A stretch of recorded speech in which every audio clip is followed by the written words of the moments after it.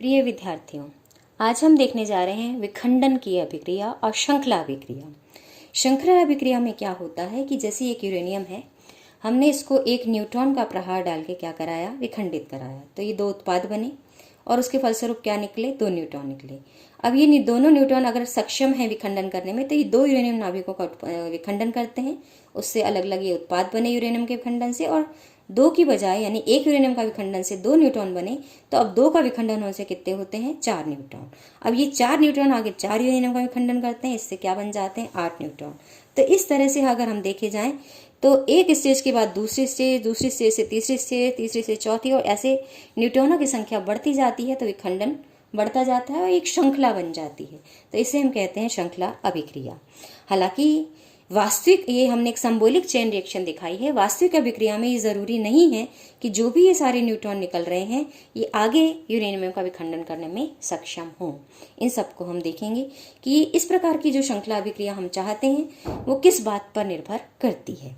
तो अब हम यहाँ से हम देखते हैं कि स्वपोषी श्रृंखला अभिक्रिया हो। स्वपोषी का मतलब अपने आप विखंडन योग्य न्यूट्रॉन, हमें ऐसे न्यूट्रॉन हमें मिलते जाएं जो आगे विखंडन करने में सक्षम हो और वो श्रृंखला अभिक्रिया को आगे बढ़ाए रख सकें। ऐसी स्ववित्तपोषी श्रृंखला अभिक्रिया यानी अपने आप जो अभिक्रिया आगे बढ़ती जाए, ऐसी संभावना हमें कम मिलती है। तो ये हम देखते हैं कि ये जो स्वपोषी श्रृंखला अभिक्रिया की मैं बात कर रही हूँ कि जिसमें प्रत्येक विखंडन के बाद कम से कम एक ऐसा न्यूट्रॉन निकले जो कि आगे विखंडन करने में सक्षम हो, ऐसी स्वपोषी श्रृंखला अभिक्रिया की मैं बात कर रही हूँ। तो वो इस बात पे निर्भर करेगा कि आपके पास जो न्यूट्रॉनों की उत्पादन दर है वो न्यूट्रॉनों की ह्रास दर की अपेक्षा कितनी है। अगर न्यूट्रॉनों की उत्पादन दर अधिक है, ह्रास की दर कम है, तो ये स्वपोषी श्रृंखला अभिक्रिया आगे बढ़ सकती है, अन्यथा नहीं बढ़ सकती है। और ये जो रेशो है यानी श्रृंखला अभिक्रिया के लिए इस बात पर डिपेंडेंस होती है कि न्यूट्रॉनों के विखंडन करने में सक्षम न्यूट्रॉनों की उत्पादन दर कितनी है। तो यहाँ से हम इस गुणांक को जो कहते हैं, क्या कहते हैं, न्यूट्रॉन गुणन गुणांक या पुनरुत्पादन गुणांक। अब ये न्यूट्रॉन गुणन गुणांक कैसे हम डिफाइन करते हैं कि मान लिया मेरे पास कि n डैश न्यूट्रॉन जो विखंडन हुआ, उस किसी विखंडन में n डैश न्यूट्रॉन ईंधन द्वारा अवशोषित कर लिए गए, और जो दूसरी पीढ़ी में न्यूट्रॉन उत्पन्न हुए उसमें से n न्यूट्रॉन अगली पीढ़ी का विखंडन करने के लिए उपलब्ध थे। तो इसका मतलब विखंडन की एक पीढ़ी में न्यूट्रॉनों की संख्या डिवाइडेड बाय पूर्वोत्तर पीढ़ी में जो न्यूट्रॉनों की संख्या है उसका जो अनुपात है वो कहलाता है न्यूट्रॉन गुणन गुणांक। यानी कि अगर मैं कहूं कि विखंडन की n+1वीं पीढ़ी में कितने न्यूट्रॉन थे डिवाइडेड बाय nवीं पीढ़ी में कितने इलेक्ट्रॉन थे, तो ओवरऑल न्यूट्रॉनों में कितनी वृद्धि हुई, किस का विखंडन में, जो ऐसे न्यूट्रॉनों में कितनी वृद्धि हुई जो कि विखंडन करने में सक्षम थे। तो ये जो अनुपात है ये कहलाता है K यानी न्यूट्रॉन गुणन गुणांक। अगर हम चाहते हैं कि श्रृंखला अभिक्रिया चलती रहे तो K का मान क्या होना चाहिए, 1 होना चाहिए। इसमें जो श्रृंखला अभिक्रिया है वो नियत और स्थायी अवस्था में बनी रहती है। और अगर न्यूट्रॉन गुणन गुणांक K is much greater than 1 है, यानी कि हर पीढ़ी में न्यूट्रॉनों की विखंडन करने योग्य न्यूट्रॉनों की संख्या बढ़ रही है, तो इसका मतलब जो प्रत्येक सीढ़ी पर विखंडन है वो बढ़ता चला जाएगा, और बढ़ता चला जाएगा जो श्रृंखला अभिक्रिया है वो हमारे लिए नियंत्रित करना मुश्किल हो जाएगा। और अगर K लेस देन 1 है तो इसका मतलब जो अगली पीढ़ी में न्यूट्रॉन निकले उनकी संख्या इतनी कम है कि वो आगे विखंडन क्रिया को जारी नहीं रख पाएंगे। तो इसलिए थोड़े समय बाद हम देखेंगे कि श्रृंखला अभिक्रिया रुक जाएगी। तो न्यूट्रॉन गुणन गुणांक पे डिपेंड करता है कि श्रृंखला अभिक्रिया, स्वपोषी जो श्रृंखला अभिक्रिया है वो बनी रह सकती है अथवा नहीं बनी रह सकती है। अब यहाँ हम एक निर्भरता निकाल रहे हैं कि कितने हमारे पास उत्तरोत्तर विखंडन के लिए न्यूट्रॉन बढ़कर रहेंगे जो कि विखंडन में सक्षम होंगे। तो उसके लिए हम एक फॉर्मूला निकालते हैं यहाँ पे कि मान लिया कि प्रत्येक पीढ़ी के पश्चात न्यूट्रॉनों की संख्या में K-1 गुणांक से वृद्धि हो जाती है, और अगर ये प्रारंभ में t समय पर n नाभिक थे तो न्यूट्रॉन की संख्या प्रति पीढ़ी में जो वृद्धि की दर हो जाएगी वो n × K-1/K होगी। और अगर दो क्रमबद्ध पीढ़ियों के मध्य औसतन उत्पत्ति समय τ लगा हो, यानी एक पीढ़ी से मैं दूसरी विखंडन पीढ़ी में जा रही हूँ तो उसमें मुझे कितना समय लग रहा है, τ समय लग रहा है, तो मैं dn/dt को लिख सकती हूँ कि आपके पास n K-1/τ × K के बराबर, यानी कि नाभिकीय अभिक्रिया में न्यूट्रॉनों के उत्पत्ति की दर dn dt। तो यहाँ से dn अपॉन n में ले आई, तो टी को ऊपर ले गई। अब इसको मैंने क्या किया, समाकलन कर दिया, या यहाँ कब होगा, समाकलन करने पर। तो जब हम इसका समाकलन कर देते हैं तो यहाँ पर मुझे मिल जाएगा कि इसका समाकलन करूँगी तो del N upon N L N N हो जाएगा, इसका समाकलन करेंगे तो टी टी, और एक कांस्टेंट में यहाँ पर मेरे पास और आ जाएगा जिसे हम कहते हैं सी। अब यहाँ पर अगर t इज इक्वल टू 0 पर n is equal to n0 नाभिक थे तो c का मान ये 0 रख दिया तो ln n0 बन गया, तो c का मान ln 0 बन जाता है।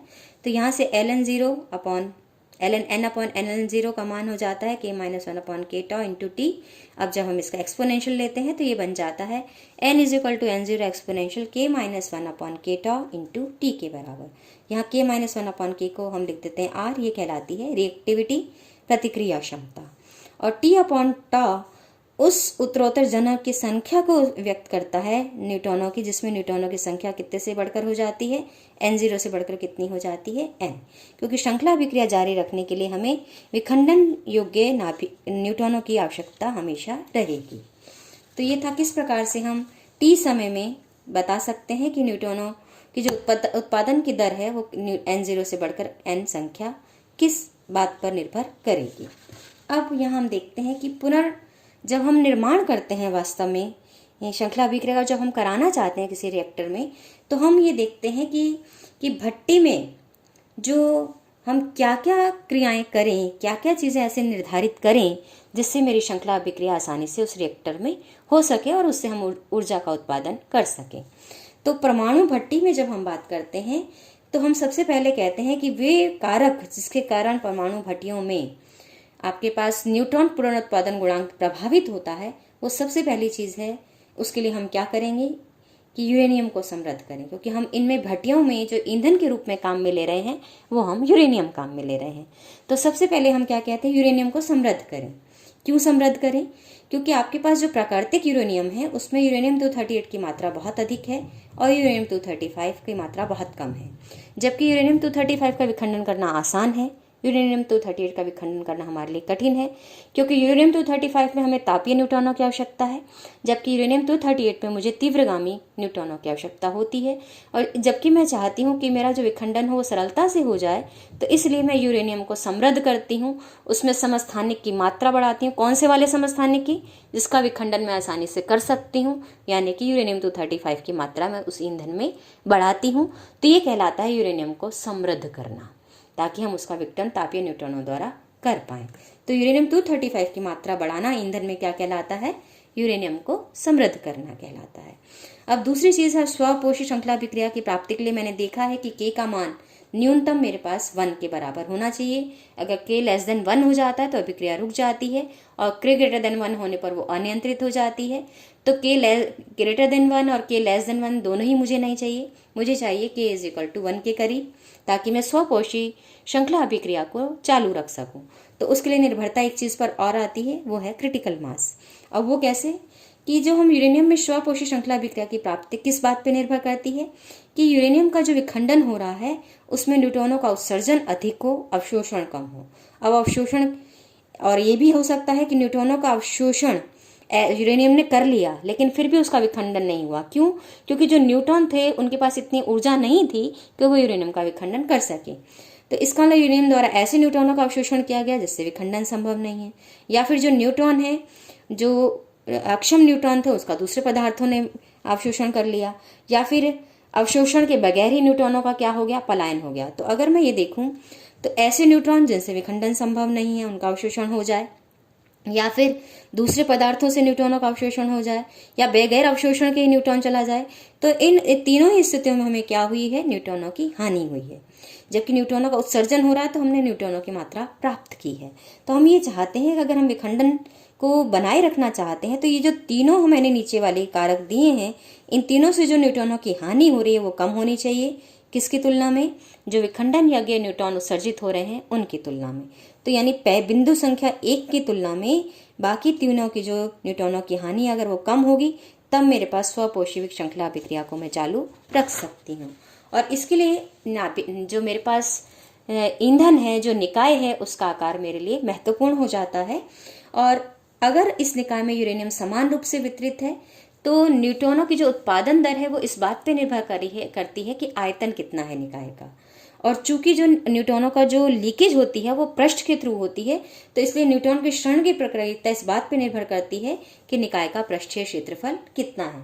तो ओवरऑल अगर मैं कहूँ तो एक पृष्ठीय क्षेत्रफल और निकाय के आयतन पे निर्भरता है कि आपके पास न्यूट्रॉन की क्षरण दर अधिक होगी या कम होगी। तो उसके आधार पर पुनरुत्पादन जो गुणांक है न्यूट्रॉन का, पुनरुत्पादन गुणांक वो कम होगा या फिर अधिक होगा, यानी न्यूटन गुणन गुणांक इस बात पे डिपेंड करेगा कि A/V रेशो क्या है। और अगर निकाय का आकार छोटा है तो जो पृष्ठीय क्षेत्रफल है उसका मान आयतन की तुलना में ज़्यादा हो जाता है। तो चूंकि पृष्ठीय क्षेत्रफल का मान ज़्यादा है इसलिए क्षरण दर अधिक हो जाएगी, तो श्रृंखला अभिक्रिया नहीं होगी। और अगर निकाय का आकार बड़ा है तो जो पृष्ठीय क्षेत्रफल का आकार है वो आयतन की तुलना में कम हो जाता है, तो क्षरण दर जो है चूंकि पृष्ठीय क्षेत्रफल कम हो गया है तो क्षरण दर कम हो जाती है, इसलिए श्रृंखला अभिक्रिया की संभावना बढ़ जाती है। तो एक निर्भरता इस बात पे भी डिपेंड है कि पृष्ठीय क्षेत्रफल की तुलना में निकाय का आयतन कितना है, और इस बात पे डिपेंड करती है कि अगर K का मान 1 हो तो वो न्यूनतम आकार निकाय का जिस पर कि न्यूट्रॉन की क्षरण दर न्यूट्रॉन के उत्पादन की दर के बराबर हो जाती है, यानी K=1 हो जाता है, और इस पर श्रृंखला अभिक्रिया निर्विघ्न रूप से संपन्न होती है। ये द्रव्यमान कहलाता है क्रांतिक द्रव्यमान, क्रिटिकल मास, क्रिटिकल साइज। ये निकाय के लिए हम डिफाइन करते हैं जिस पर स्वपोषी श्रृंखला अभिक्रिया बनी रह सकती है।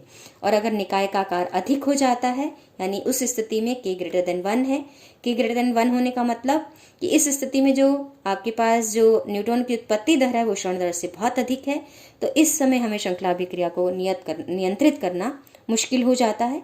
और ऐसे समय में जब आकार अधिक है, जो द्रव्यमान उसका क्या हो जाता है, क्रांतिक द्रव्यमान से अधिक होता है, इसलिए ये द्रव्यमान कहलाता है ओवर क्रिटिकल मास, अतिक्रांतिक द्रव्यमान। और इस अतिक्रांतिक द्रव्यमान की स्थिति में जो श्रृंखला अभिक्रिया है वो अनियंत्रित होती है। और अगर निकाय का आकार बहुत छोटा हो तो K<1 होगा, और K<1 होने पर जो न्यूट्रॉन की क्षरण दर है वो उत्पादन दर से आपके पास बहुत अधिक हो जाएगी। तो न्यूट्रॉनों की लीकेज अधिक है, उत्पादन कम है, तो हम श्रृंखला अभिक्रिया को बनाए नहीं रख सकते हैं। और ऐसी स्थिति में जो निकाय का द्रव्यमान है वो कहलाता है सब क्रिटिकल मास, उपक्रांतिक द्रव्यमान। तो आपके पास इसका मतलब K=1 बनाए रखने पर जो आपके पास द्रव्यमान है वो है क्रांतिक द्रव्यमान, और बाकी K>1 में जो मास है वो ओवर क्रिटिकल मास और सब क्रिटिकल मास है, और दोनों में हमारे पास स्वपोषी श्रृंखला अभिक्रिया को हम बनाए नहीं रख सकते। एक में अनियंत्रित हो जाती है और दूसरे में हमारे पास वो बंद हो जाती है। तो अब यहाँ से अगर हम देखें तो K>1 का अगर मैं देखूं तो सबसे अधिक उदाहरण हम कौन सा लेते हैं, परमाणु बम का। परमाणु बम में हम जानते हैं कि जो 4 अलग अलग हिस्सों में द्रव्यमान रखा जाता है, यूरेनियम रखा जाता है, और उनके मध्य कुछ दूरी होती है। तो जब बम विस्फोट होता है तो ये टुकड़े क्या होते हैं, मिल जाते हैं तो आकार जो निकाय का आकार है वो ओवर क्रिटिकल हो जाता है। ओवर क्रिटिकल मास को जब वो पार करता है तो K>1 होने से श्रृंखला अभिक्रिया अनियंत्रित हो जाती है, और अनियंत्रित होने से बहुत अधिक एनर्जी, विस्फोटक ऊर्जा, हमें विनाशक ऊर्जा देखने को मिलती है। और जबकि शुरू में जब इनको अलग अलग रखा जाता है तो उसका साइज K 1 होने से अभिक्रिया नहीं हो रही होती है। तो सबसे अच्छा उदाहरण K 1 और K>1 का क्या हम देते हैं, परमाणु बम के रूप में देते हैं। तो यहाँ आपको एक ग्राफ भी दिखाया गया है समय के साथ न्यूट्रॉन संख्या का। K>1 के लिए आप देख रहे हैं कि नाभिकों की जो न्यूट्रॉनों की संख्या है वो N0 से बहुत तेजी से बढ़ रही है। K=1 में ये न्यूट्रॉनों की संख्या नियत बनी हुई है। ये सारे न्यूट्रॉन वो हैं जो विखंडन करने में सक्षम है। और तीसरी स्थिति में जबकि ये न्यूट्रॉन की जो उत्पादन की दर है वो तेजी से घट रही है, तो ये सब क्रिटिकल मास है, इसमें विखंडन नहीं होता है। तो एक स्थिति K>1 अतिक्रांतिक द्रव्यमान की, जिसमें आपके पास श्रृंखला अभिक्रिया अनियंत्रित हो जाती है। K=1 की स्थिति जिसमें न्यूट्रॉनों की संख्या नियत बनी हुई है, क्रांतिक है, इसमें स्वपोषी श्रृंखला अभिक्रिया हो सकती है। तीसरी जिसमें तेजी से न्यूट्रॉनों की संख्या, विखंडन योग्य न्यूट्रॉनों की संख्या घट रही है, तो ये मास कहलाता है उपक्रांतिक द्रव्यमान, और K का मान <1, तो श्रृंखला अभिक्रिया थोड़े समय में बंद हो जाती है। तो जो परमाणु भट्टी है उसमें निकाय का आकार हम क्या लेते हैं, परिमित लेते हैं, तो आपके पास न्यूट्रॉनों का ह्रास अधिक होता है। तो और अगर रिएक्टर का आकार बहुत बड़ा ले लेंगे तो न्यूट्रॉन क्षरण नगण्य हो जाएगा, और क्षरण नगण्य यानी उत्पत्ति ज़्यादा हो रही है, तो इस स्थिति में K को हम K इनफाइनाइट या इनफाइनाइट मल्टीप्लिकेशन फैक्टर के रूप में ले सकते हैं। तो परमाणु भट्टी में ना तो हमें k लेस देन 1 चाहिए ना ग्रेटर देन 1 चाहिए, हम चाहते हैं कि k इज इक्वल टू 1 को बनाए रखें। तो हम ये काम परमाणु भट्टी में कैसे करेंगे ये हम देखेंगे अपने अगले और लेक्चर्स में। धन्यवाद।